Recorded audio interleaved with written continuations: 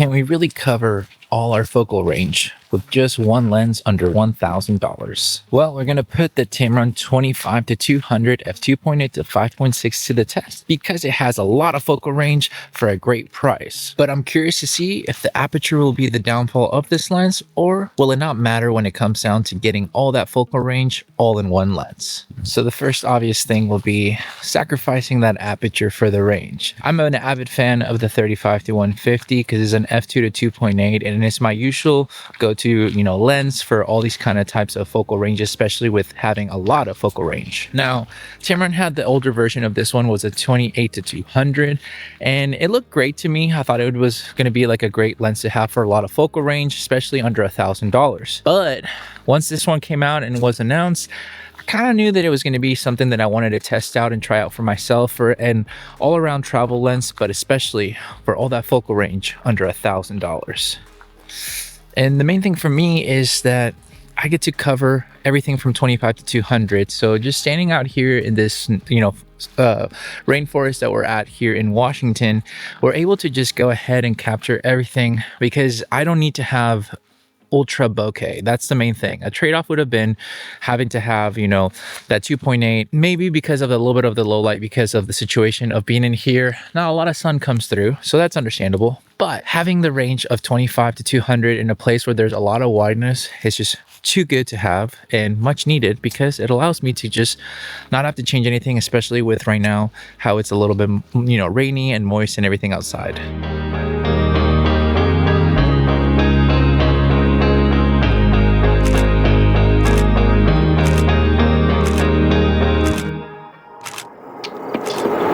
Something that you're probably going to be wondering is the size of this lens when it comes down to having that much focal range. And I'll be honest, I was actually very surprised, and I don't even know how Tamron did it because their 28-200 already was small.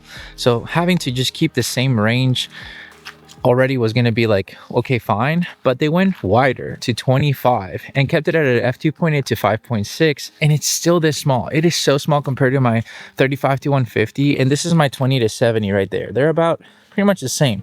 That's an f4 lens versus a 2.8-5.6. So having that in one lens, kind of nice, because obviously hiking and everything is a little bit of a hassle if you're having too much gear and stuff like that. But this has been such a breeze to have, and I'm able to just really just go ahead and take the photos that I need to, not feel like I'm dragging too much stuff. So that is very nice to have already. So gotta get some photos here because we went to this viewpoint area. This trees look nice, so get some sample images as we're talking and showing you the goodies.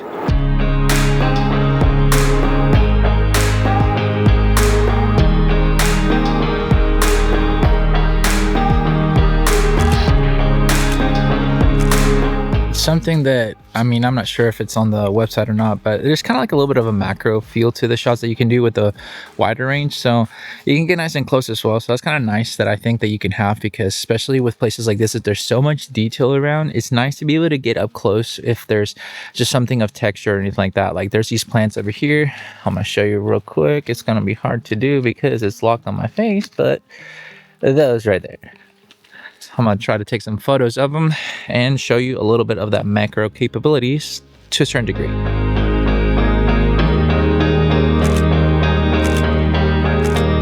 This lens is a great just overall lens to get a lot of focal ranges.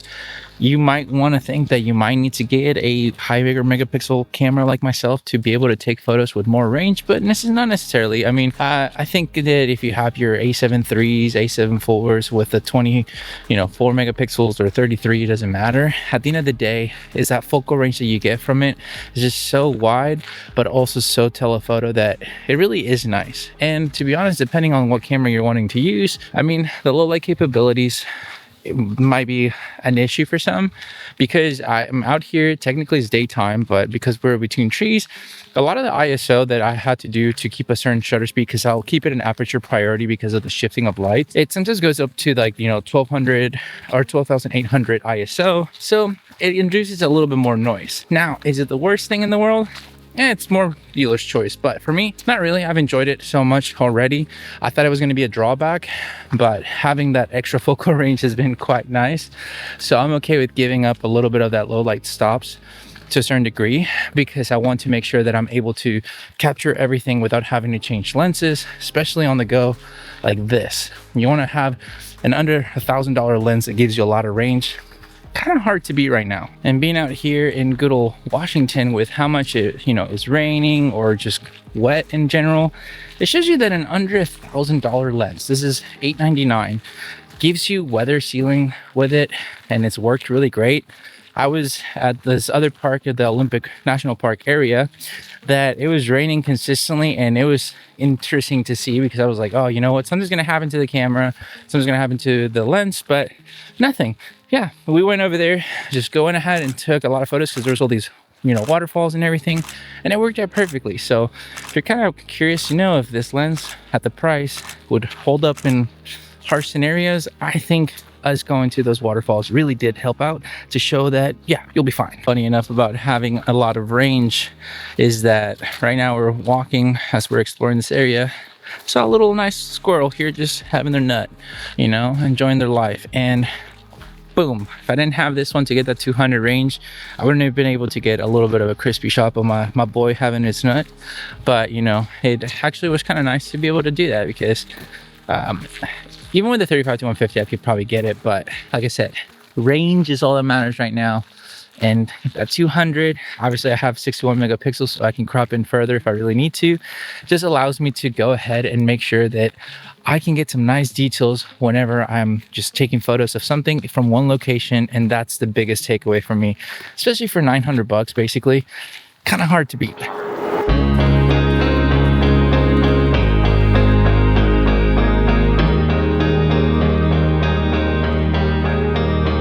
So I'm gonna show you guys the difference right here. So we're at 25 from this location, bam. We're just gonna go to 50 because we're not gonna go too crazy right now. Bam, let's go to about 100, bam, 200, bam, look at me, Kels, because you gotta look good, and boom, got her all from this one location. She's over there, Now look at that. I'm gonna turn you around so you guys can see. Look at that. Right there. To that, we basically went around this whole thing, and I didn't even really feel horrible about it. I have my A7S III with my 20 to 70, but I have that A7R5 with the 25 to 200. I've been having it in my hand basically the whole time. Maybe switch around to take some other videos with my A7S III to have more B-roll for other stuff, but it was breeze. And all that focal range for under 1,000, it kind of makes you wonder if you're okay with giving up that bokeh. And that's something that you're gonna have to decide for yourself. So what do you think? Is it something that you're considering to get this lens? Maybe it could be your all-around travel lens. Maybe your one and only lens because your budget only allows, and you were hesitant to maybe just get a 24 to 70 because you get a consistent f2.8 aperture. Well, really depends on what your needs are, but for me, I'm okay with sacrificing some of that bokeh because the compression at the 200 adds a little bit more, so it's kind of nice. Make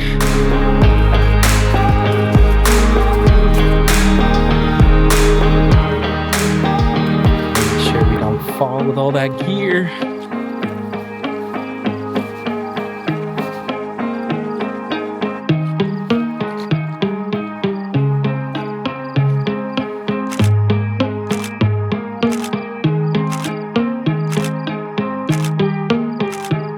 Well, we found the goodies.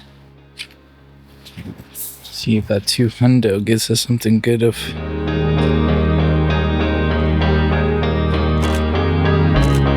We're at this unreal place right now, right here, just so beautiful.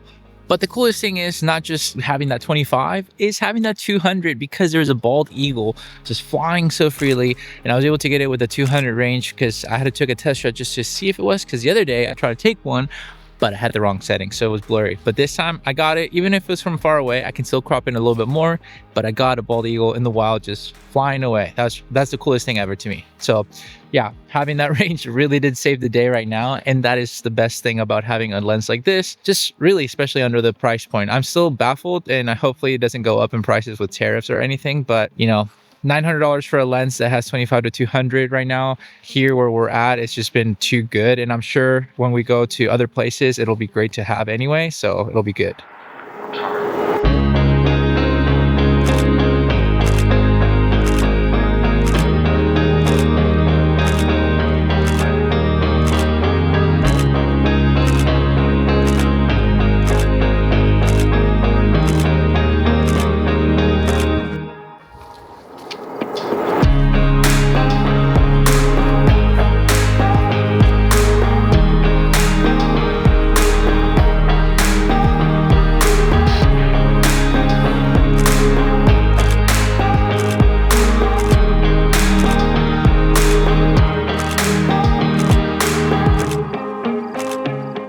that was pretty much the adventure here using the 25-200 by Tamron. One of the lenses that I think really hit a home run with it because of the focal range with the aperture. And to be honest, that'll bring down to a little bit of my thoughts. Who is this lens really going to be for? I think if you're a person on a budget, you're going to get a lot of focal range with a pretty good aperture to use it as your one-stop shop lens that allows you to get a lot of stuff with just starting out if you don't know what to get for a prime lens or anything with a more of a higher count of, cost. And now the other persons that I think will like enjoy this will be essentially the people that, well, kind of maybe a travel enthusiast and want to have something light and efficient to be able to just go ahead and capture everything with one lens without having to deal with so much, a little bit of, headaches of changing lenses or anything of the sort. So at the end of the day, it's a great lens to have if you're having an extra, $900 to go, because for under $1,000, having the range of 25-200 with an f2.8 to 5.6, kind of a steal, and it'll probably become a favorite lens to travel for myself. But if you have any questions regarding this lens and my experience, please leave them down below. I would love to help you out to know if this will be the lens for you. It's a really great lens so far that I've been using, so it's been a lot of fun, and I'm sure I'm going to be putting more tests for you guys. But in case, leave a comment down below and I'll love to help you out. But with all that said and done, guys, thank you so much for watching this video. Make sure to like and subscribe, share this video with a friend. I'll catch you guys in the next one. See ya.